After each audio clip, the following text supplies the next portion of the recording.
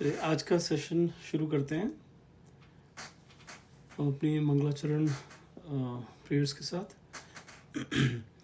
ओम अज्ञानतिमिरन्धस्य ज्ञानञ्जलशलाकया चक्षुरुन्मिलितं येन तस्मै श्रीगुरुवे नमः। श्रीचैतन्यमनोभीष्टं स्थापितं येन भूतले स्वयं रूपकदा मह्यं ददाति स्वपदान्तिकं।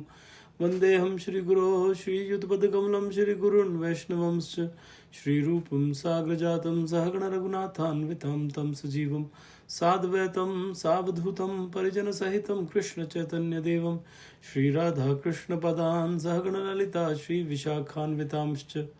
हे कृष्ण करुणा सिंधु दीनबंधु जगतपते गोपेश गोपिका कांता राधकांता नमोस्तुते।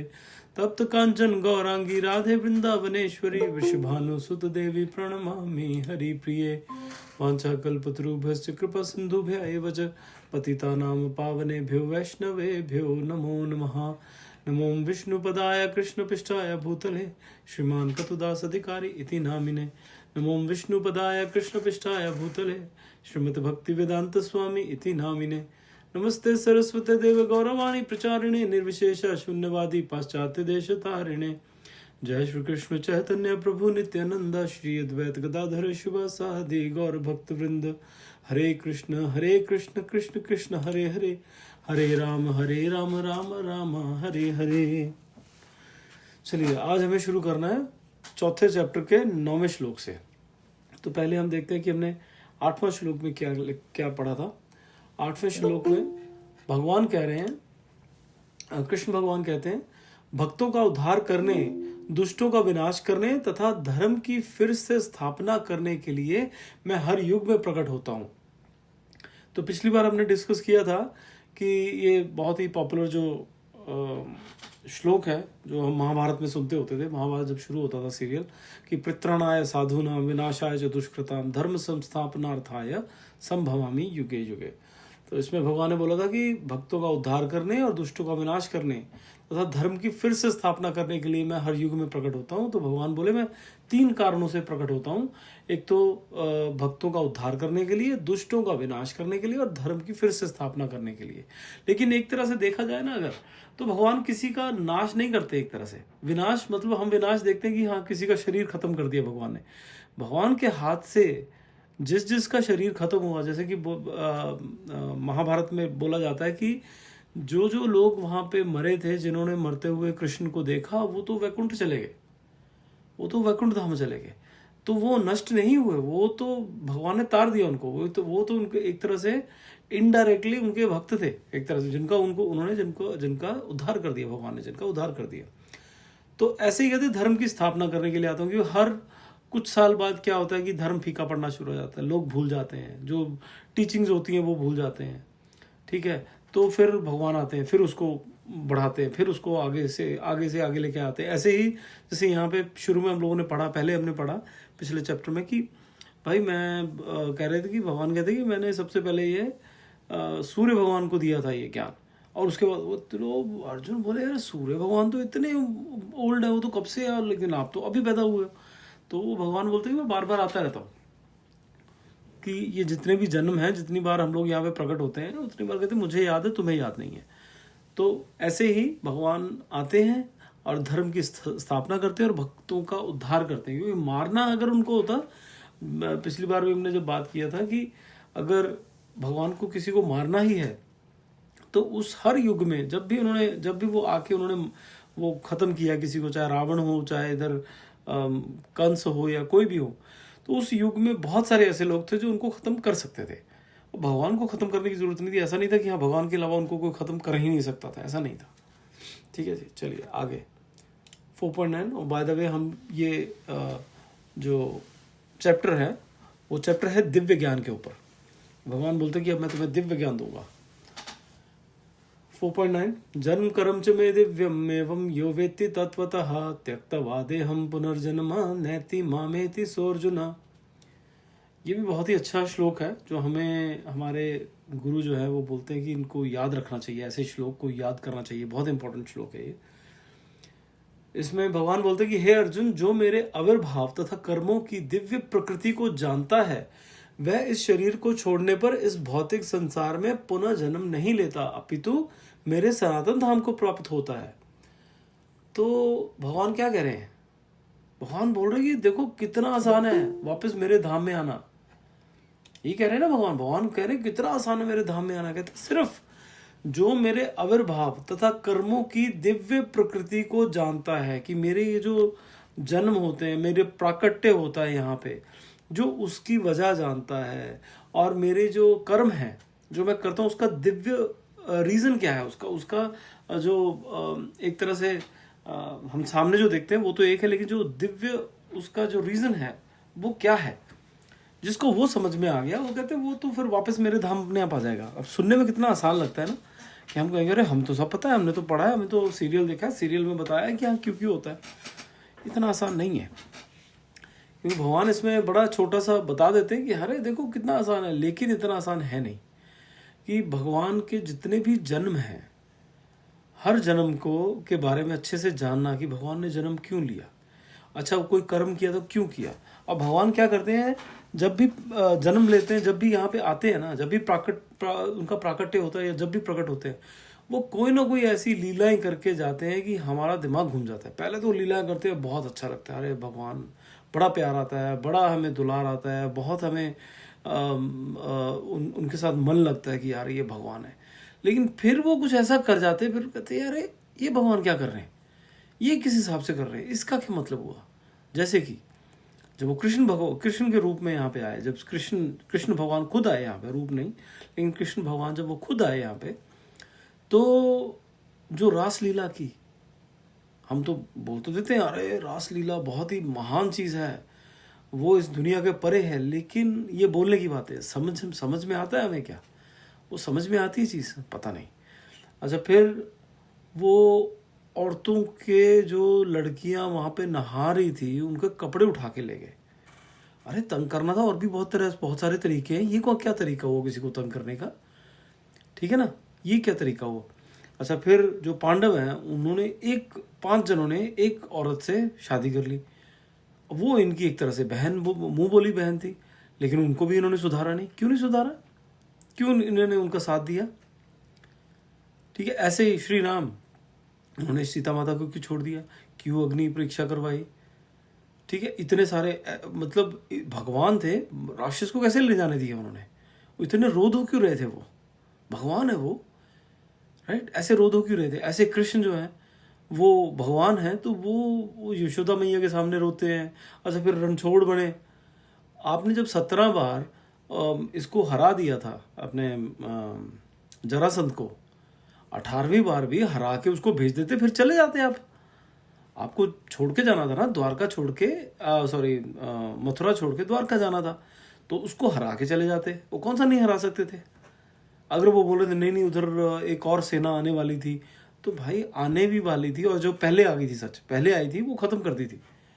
और तो उस मतलब इनके बस की नहीं थी क्या ये ख़त्म करना, वो बिल्कुल कर सकते थे, लेकिन क्यों किया ये सब करने की ज़रूरत क्या थी, आवश्यकता क्या थी, क्या कोई आवश्यकता नहीं थी, बिल्कुल नहीं थी। लेकिन फिर भी थी, आवश्यकता थी। मतलब अगर देखा जाए कि वो भगवान है, उसके बगैर सब कुछ कर सकते थे। मेरा कहने का मतलब ये है कि ये सारे जो कर्म है, अगर जो इनको अच्छे से समझ जाए, ये लोगों के घर से माखन चुरा लेना, लोगों को परेशान करना, औरतों की मटकियां तोड़ देनी, उनके वो घी लेके जा रही हैं। तब क्या होता था कि ये जो जितना भी जब ये कंस जो है, उसको जो पता लगा था कि हाँ ये जो है मथुरावासी जो है, वृंदावनवासी, ये इसके ना जो देवकी है और वसुदेव है, जो इनके पिता हैं कृष्ण जी के, उनके बड़े चहेते हैं। तो उन्होंने कर लगा दिया था, उन पे कर लगा दिया था कि ये जो है सारे का सारा जो घी है, वो घी और मक्खन कोई भी यूज़ नहीं करोगे, सबका सब वहाँ पे जमा करोगे, उसमें से थोड़ा सा मिलेगा वो यूज़ करोगे आप। और बहुत सख्त सज़ा थी अगर ऐसे ना करो तो वो औरतें जो वो घड़ा लेके जा रही हैं, उनके ऊपर पहले से ही वो कंस का डंडा है, ऊपर से उनकी मटकियाँ फोड़ देते थे, उनको पानी भरने नहीं जाने देते थे, पानी भरने जा रही तब उनकी मटकी फोड़ दी। तो इस तरह के काम करते थे वो, राइट। तो ये मतलब क्यों, क्या ज़रूरत थी इसकी, इसके बगैर भी हो सकता था, श्री राम ने भी किया, उन्होंने तो ऐसा कुछ नहीं किया, क्या ज़रूरत थी। तो ऐसे बहुत सारे आप लीलाएं हैं भगवान की, जिनको हम लीलाएं बोलते हैं, अभी तो हम चुप हो जाते हैं, अरे नहीं नहीं भगवान की लीला है, लेकिन उसका मतलब क्या है, उसका अगर गहराई में जाएं तो उसका मतलब क्या है। तो भगवान यहाँ पे इस श्लोक में यही कह रहे हैं कि जिसने वो समझ लिया, जिसको समझ में आ गया कि मैंने यहाँ पे प्राकट्य क्यों किया है। जैसे भगवान आए, हमें क्या लगता है 10 अवतार हुए जी भगवान के, 10 अवतार नहीं हुए हैं, भगवान के अरबों अवतार हो चुके हैं। तो सिर्फ हमें सारे नहीं पता है, अरबों अवतार हो चुके हैं। इसमें भागवतम में बोला जाता है, श्लोक आता है कि भगवान के कितने अवतार है, कहते हैं भगवान के उतने अवतार हैं जितनी सागर में लहरें हैं, अनगिनत है। जैसे अगर मैं उंगलियों पे गिरूं तो 10 अवतार तो आप सबको पता ही है। उसके अलावा कपिल मुनि, फिर ऋषभ देव, पृथु महाराज, ये चैतन्य महाप्रभु हो गए, ठीक है। इस तरह से बहुत सारे हैं, ऐसे बहुत सारे जो विष्णु के, क्योंकि अवतार जो होते हैं ना, एक होते भगवान खुद आते हैं, कृष्ण भगवान, वो तो ये कृष्ण हो गए। बाकी जो है अवतार आते हैं, अवतार होते हैं वो कुछ क्वालिटीज लेके आते हैं, और अवतार की भी कैटेगरीज होती हैं अलग अलग, ठीक है। तो वो सबके बारे में जानना, वो क्यों आए हैं, उनका जैसे ये मैं भूल गया नाम उनका, कि बहुत ही सब उन्होंने सारे क्षत्रियों को 21 बार खत्म कर दिया था, ठीक है। क्या जरूरत थी ये सब करने की, इतना क्रोध करने की क्या आवश्यकता है, भगवान के अवतार थे, क्यों मारने की जरूरत थी। उन्होंने किसको कौन से छोड़े थे, एक तो उनके रिश्ते में जो लगते थे क्योंकि उनकी जो मदर थी वो क्षत्रिय थी, वो क्षत्रिय कुल से थी, तो वो उन्होंने छोड़े थे। और कुछ ऐसे बचे थे जो क्षत्रिय, उन्होंने, आप सोचिए, आप जरा दिमाग से सोचिए, बच्चे तक नहीं छोड़े थे उन्होंने और बच्चे कहते, कुछ बच्चे जो बचाए थे, विष्णु पुराण में या पद्म विष्णु पुराण में आए थे, कैसा है कि एक ऐसा कुल था जो बच गया था। वो कैसे बचा था कि वहाँ की जो दासियां थी, उन्होंने वहाँ के बच्चे अपने पल्लुओं में छुपा छुपा के रखे हुए थे उनसे, तब वो बचे थे, ठीक है, तब वो बचे थे। बच्चों तक को खत्म कर दिया उन्होंने। और खून के उसमें आता है विष्णु पुराण में, पद्म पुराण में, भागवत पुराण में, जब उन्होंने मारा था तो खून के कुंड बन गए थे, कुंड के कुंड बन गए, एक आदमी बहुत सारे कुंड बन गए थे, उन्होंने कितने सारे कुंड भर दिए थे खून से, ठीक है। इतना इतना इतना लहू लुहान भगवान थे वो तो ना, ऐसा क्यों किया, समझ लो। ये सब समझ में आ जाएगा तो भगवान बोलेंगे फिर आप मेरे पास पहुंच जाओगे। अब बड़ा आसान सा तरीका बताया है, लेकिन एट द सेम टाइम बहुत ही मुश्किल है ये, ठीक है जी। ये है 4.9। अब इसमें प्रभुपाद जी क्या बोलते हैं, तो मैंने अपना जो मुझे समझ में आता था वो बताया। प्रभुपाद जी कहते हैं, जो व्यक्ति भगवान के प्रकट होने के सत्य को समझ सकता है वह पहले से ही भौतिक बंधन से मुक्त हो चुका है, और इसलिए वह इस वर्तमान भौतिक शरीर को त्यागने के तुरंत बाद भगवान के धाम में वापस चला जाता है। भौतिक बंधन से जीव की ऐसी मुक्ति बिल्कुल भी आसान नहीं है। निर्विशेषवादी और योगी बहुत कष्ट और अनेक जन्मों के बाद ही मुक्ति प्राप्त करते हैं। फिर भी वे जो मुक्ति प्राप्त करते हैं, भगवान की निराकार ब्रह्म ज्योति में विलीन होना, वह केवल आंशिक होती है और इस भौतिक संसार में वापस लौटने का जोखिम होता है। जो बोलते हैं ना, जो निराकार में विश्वास करते हैं या निराकार, वो भी भगवान को ही पूजते हैं, लेकिन भगवान को आंशिक रूप को पूज रहे हैं, वो भगवान को पूर्ण रूप से नहीं पूज रहे हो। वो भगवान की, वो क्या कहते हैं कि एक ज्योति है, ज्योति में समा जाना है। वो ज्योति क्या है, वो भगवान का ज्योति है, भगवान का उनके शरीर से जो एक प्रकाश पैदा होता है, वो प्रकाश है, ठीक है। उस प्रकाश को बोलते हैं दिव्य ज्योति। तो वो उस दिव्य ज्योति में विलीन होना चाहते हैं, और वो जो दिव्य ज्योति क्या है, वो भगवान के शरीर का प्रकाश है, भगवान का अपना प्रकाश है वो। तो वो भी भगवान ही है, लेकिन वो आंशिक रूप में है, पूर्ण रूप से नहीं है। और यहाँ पे प्रभुपाद जी कह रहे हैं कि उसमें जो जाता है वो वापस इस धरती पे आने का जोखिम रहता है। जैसे होता है ना कि जो गरीबों को खाना खिलाते हैं, लोगों के बच्चों की शादियां करवाते हैं, इस तरह के बहुत सारे पुण्य के काम करते हैं, वो 101% वो ये स्वर्गलोक में जाते हैं, ठीक है, पक्का जाते हैं, स्वर्गलोक में रहते हैं। लेकिन स्वर्गलोक, ये जितने भी लोग हैं भौतिक जगत में, मटेरियल वर्ल्ड में जितने भी लोग हैं, उन सब में ये जो जितने भी लोग हैं, ये एक तरह से क्रेडिट कार्ड की तरह है कि आपके क्रेडिट कार्ड की लिमिट है इतने साल, आप उतने साल वहां पे रह सकते हो। आपने बहुत अच्छे कर्म किए हैं, चलो जी आपको दे दिए उन्होंने 20,000 साल, 20,000 साल आराम से आप यहाँ पे रहो, स्वर्गलोक में रहो। अच्छा, उसके बाद वापस पृथ्वी लोक, फिर से वही चालू, अच्छे पुण्य करो, अच्छे करो, फिर वापस ऊपर, फिर आओ नीचे, फिर ये सब करो, फिर ऊपर जाओ। और कभी आप मिस कर गए, अच्छे पुण्य नहीं किए, तो चलो नीचे नर्क लोक में जाओ फिर। तो वहां पे जोखिम रहता है, क्योंकि यहाँ पे आओगे तो यहाँ पे ऐसी ऐसी परिस्थितियां आपके सामने आएंगी, आपको बुरे काम करने ही पड़ते हैं, उल्टा सीधा कुछ ना कुछ करना ही पड़ता है। तो ऐसे ही बहुत अच्छे काम किए हों तो जैसे 20-30 हज़ार साल दे दिए, थोड़े अच्छे काम किए हो चलो 5,000 साल, कुछ हो चलो 100 साल, कुछ 200 साल। लेकिन उन सालों के बाद क्या होगा, जितने भी साल हैं ये 200 साल, 500 साल, 1000, 5,000, 50,000, वापस यहीं आना है, वापस यहीं पृथ्वी पे आना है और फिर वही सब करना है, ताकि हमें वापस जाना पड़े। लेकिन जिसने एक बार भागवत धाम प्राप्त कर लिया वो वापस नहीं आता है, वो कभी वापस नहीं आता। ठीक है। अच्छा, फिर प्रभुपाद कहते हैं, और इस भौतिक संसार में वापस लौटने का जोखिम होता है, लेकिन भक्त केवल भगवान के शरीर और गतिविधियों की पारलौकिक प्रकृति को समझकर इस शरीर को समाप्त करने के बाद भगवान के धाम को प्राप्त करता है और इस भौतिक संसार में लौटने का जोखिम नहीं उठाता है। ठीक है, जो मैं अभी बता रहा था।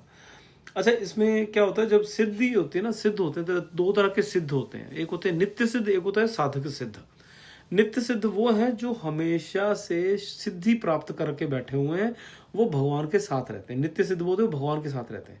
ये जितने भी ग्वाल हैं, जो भी कृष्ण भगवान के साथ आते हैं ना, देवकी हुई, नंद महाराज हुए, जितनी गोपियां हुई, जितने गोप हुए, जितने उनके मित्र हैं आसपास, जितने ये यदुवंश के लोग हैं, ये सब नित्य सिद्ध हैं। ये भगवान के साथ हमेशा रहते हैं। जहाँ जहाँ भगवान जाते हैं ये साथ में जाते हैं। ठीक है, जहाँ जहाँ भगवान ने जाना है ये साथ में जाएंगे, और जब भगवान वापस चले जाएंगे सब अपना बोरी बिस्तर उठा के साथ में वापस चले जाएंगे। ऐसे ही राम जी के केस में भी हुआ था। जब राम जी गए थे तो जितने भी उनके आसपास के थे सब चले गए थे, हनुमान जी को छोड़ के सब निकल गए थे। ठीक है ना, एक हनुमान जी और एक विभीषण जी वो रुके हैं। विभीषण जी हमारे सनातन धर्म में 7 चिरंजीवी हैं। चिरंजीवी जो हमेशा, जिनकी कभी मृत्यु नहीं होगी, वो उनमें से एक है। उनको क्या ड्यूटी है कि जब वो इस वक्त तपस्या है, कहीं पे लीन हो रखे हैं किसी गुफाओं में, वो किसी को नहीं दिख सकते, किसी के पास एक्सेसिबल नहीं है वो। जब ऐसा समय आएगा जबकि बिल्कुल सब जैसे घोर कलयुग फैल जाएगा, तब कोई भगवान का नाम नहीं लेगा, कुछ नहीं होगा। और फिर उसके बाद जब सतयुग आएगा, तो सतयुग कैसे आएगा कि उसका समय, जब सतयुग का समय आ गया तो ये सारे चिरंजीवी बाहर निकलेंगे और ये सारे चिरंजीवी जो हैं वो सबको ज्ञान देंगे। वहां से वो सतयुग फैलेगा, वो सारा ज्ञान वापस उनको देंगे। तो 7 चिरंजीवी ऐसे हैं, विभीषण जी उनमें से एक है। ठीक है, तो ये रह गए थे, बाकी सब राम जी के साथ निकल गए थे। और फिर दूसरा होता है साधन सिद्ध, जो साधक होते हैं, जो साधना कर रहे हैं, जो भक्ति कर रहे हैं, वो भक्ति योग के अभ्यास करने से सिद्ध होते हैं, प्राप्ति करने की कोशिश कर रहे हैं, तो वो साधक हैं। जिन्होंने प्राप्त कर लिया वो होता है साधन सिद्ध। तो वो हैं जिन्होंने साधना के थ्रू भगवान को सिद्ध कर लिया, भगवान को प्राप्त कर लिया है। ठीक है। अच्छा, नेक्स्ट 4.10, वीतराग भय क्रोधा मन्मया मामुपाश्रिताः बहवो ज्ञान तपसा पूता मद्भाव मगताः। आसक्ति, भय तथा क्रोध से मुक्त होकर मुझ में पूर्णतया तन्मय होकर और मेरी शरण में आकर बहुत से व्यक्ति भूतकाल में मेरे ज्ञान से पवित्र हो चुके हैं। इस प्रकार से उन सबों ने मेरे प्रति दिव्य प्रेम को प्राप्त किया है। तो भगवान बता रहे हैं कि मेरा दिव्य प्रेम जो है वो कैसे प्राप्त होगा। भय, आसक्ति, भय तथा क्रोध से मुक्त होकर, पूर्णतया तन्मय होकर और मेरी शरण में आकर। जो 5 चीजें बोली भगवान ने यहाँ पे, कि एक तो आसक्ति खत्म करनी है, भय खत्म करना है, क्रोध खत्म करना है, और उसके बाद पूरी तरह भगवान में तन्मय हो जाना है, पूरी तरह उनको समर्पण कर देना है। जब ये हो गया उसके बाद कहते अपने आप फिर कहते तुम्हारी टेंशन नहीं है, फिर मैं लेके जाऊंगा, फिर मेरी जिम्मेदारी है, फिर उसके बाद मेरी जिम्मेदारी है।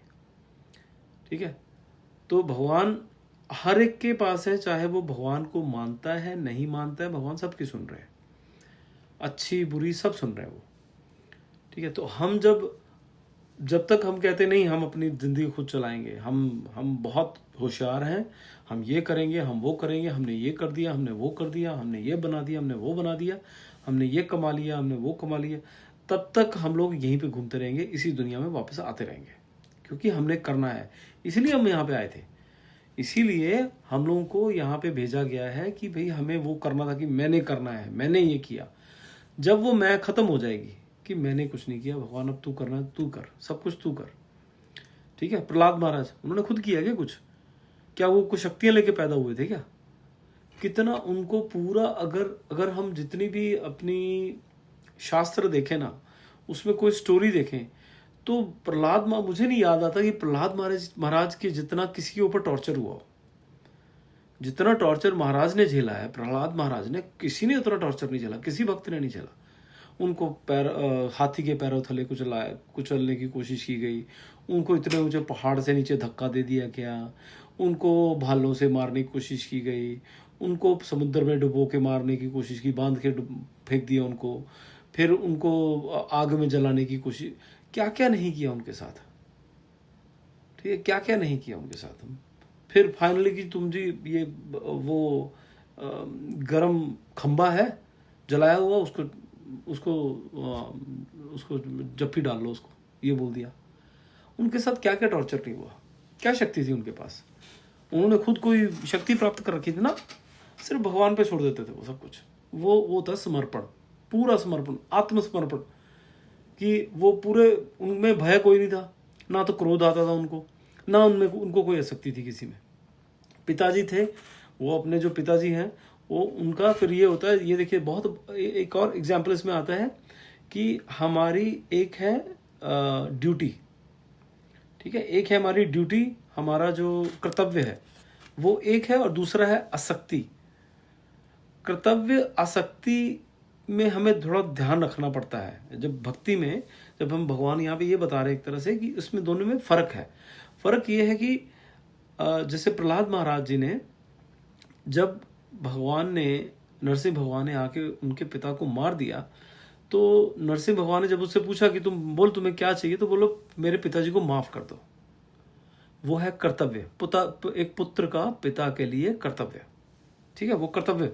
लेकिन आसक्ति नहीं थी उनकी, आसक्त नहीं थे वो कि हाँ नहीं ये कि जो पिता है उसमें ज़्यादा आसक्ति और भगवान में कम है। भगवान में उनकी ज़्यादा आसक्ति थी। ये मटीरियल, क्योंकि इस बार ये पिता है, अगली बार कोई और पिता होगा, पिछली बार कोई और पिता था, ऐसे पता नहीं करोड़ों पिता हो चुके मेरे। तो उस मामले में उनकी आसक्ति नहीं, लेकिन वो शरीर था और वो वहाँ से पैदा हुआ है, तो वो एक उनके प्रति ड्यूटी थी, उनका कर्तव्य था, वो उन्होंने पूरा किया। वो उनको भली भांति उसका ज्ञान था।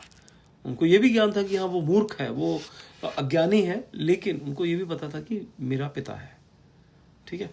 तो ये बहुत एक इम्पॉर्टेंट चीज़ है इसमें। अच्छा, इसमें प्रभुपाद जी क्या बोलते हैं? प्रभुपाद जी कहते हैं जो व्यक्ति भौतिक रूप से बहुत अधिक प्रभावित है, उसके लिए सर्वोच्च निरपेक्ष सत्य की व्यक्तिगत प्रकृति को समझना बहुत ही कठिन है। जो मटेरियल नेचर में बहुत बुरी तरह से, एक तरह से रुझा हुआ है ना, जो भौतिकता में कि मुझे ये चाहिए, मुझे वो चाहिए, मुझे सुबह शाम सिर्फ मैं अपना बिजनेस कैसे इम्प्रूव करूं, मैं अपनी ज़मीनों को कैसे बड़ा करूं, कैसे मैं इसमें ये कर दूं, वो कर दूं, पैसा आ जाए, ये कर दे, बेटे पढ़ जाएं, बच्चियां पढ़ जाएं, ये जो सारा दिन सिर्फ ये ही सोचता है, उसके लिए बहुत मुश्किल है भगवान का सत्य समझना, भगवान के बारे में जानना, भगवान के बारे में समझना बहुत ही मुश्किल है। वो बंदा सीरियल्स भी देखेगा, वो कहानी भी सुनेगा, लेकिन उसको समझ में नहीं आएगी। वो पहले उसको समझना होगा कि हमें पहले उस जो भौतिक जगत है उसमें अनासक्त होने की कोशिश करनी पड़ेगी। हमें जब कोशिश करेंगे तो भगवान, हम एक कोशिश करेंगे ना, भगवान आपको 4 गुना उसका फल देंगे, आपकी और मदद करेंगे वो। लेकिन पहले हमें कोशिश करनी होगी। वो फ्री विल एक तरह से होती है, एक अधिकार हमें दिया हुआ है भगवान ने, कि अधिकार आपका है। भगवान आपको हमें सिर्फ चॉइस देते हैं। एक चॉइस आएगी कि देखो आपको या तो भगवान का भजन कर लो, या आप यहाँ पे जाके किसी मूवीज़ देख लो, जाके पिक्चर देखा हो जाके। एक जगह किसी ने बुलाया है कीर्तन पे, एक जगह आपको बुलाया गया है कि फिल्म पे कोई पिक्चर देखने जाना है, वो करना। अब वहाँ पे जो फ्री विल जिसको बोलते हैं, या उसमें आज़ादी जो हमें दी, वो भगवान ने दे रखी है। चूज़ आपने करना है। भगवान उसमें आप हमारे बीच में वो दखलंदाजी नहीं करते हैं। हमें जो स्वतंत्रता मिली हुई है उसमें वो दखलंदाजी नहीं करते। वो कहते हैं हाँ वो तुम बताओ, वो तुम्हारा मन है, मैं सिर्फ तुम्हें ऑप्शन दूंगा। ठीक है। अच्छा, फिर प्रभुपाद जी कहते हैं कि दीक्षा भक्ति सेवा लाती है, जो कि स्थिरता लाती है, जो भगवान के बारे में सुनने का स्वाद लाती है, और फिर उससे भाव प्रकट होता है, और फिर उससे प्रेम प्रकट होता है भगवान के बारे में। और प्रेम जो है वो सबसे टॉप स्टेज है भक्ति का। ठीक है, फिर से शुरू करता हूं मैं। जब हम दीक्षा लेते हैं, दीक्षा क्या होता है? दीक्षा है कि हमने किसी गुरु को सरेंडर कर दिया। अब गुरु क्या है? एक बहुत बड़ा टॉपिक है ये कि गुरु क्या है। ठीक है, गुरु जो है, गुरु क्या है? गुरु भगवान का रिप्रेजेंटेटिव है, या आप ये लगा के चलिए, वो भगवान का रिप्रेजेंटेटिव है। भगवान ने उसको भेजा आपके पास कि इसके थ्रू तू मेरे पास आ, क्योंकि मैं तेरे सामने खड़ा हो गया तो वहीं गिर जाएगा। मेरा तू वो जो ऑरा है, मेरी जो एनर्जी है, मेरी जो पावर है, वो नहीं बर्दाश्त कर पाएगा। तू पहले इस पे सरेंडर कर। भगवान कहते हैं अगर तू इसको सरेंडर नहीं कर सका तो मेरे को तो तू सरेंडर कर ही नहीं सकता फिर।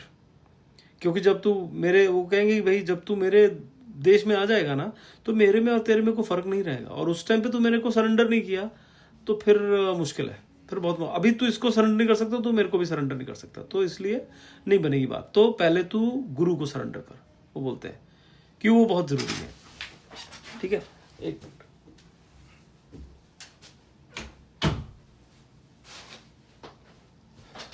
माफ कीजिएगा। तो बोलते हैं कि गुरु को सरेंडर करना बहुत ही इंपॉर्टेंट है। अच्छा, फिर गुरु क्या है?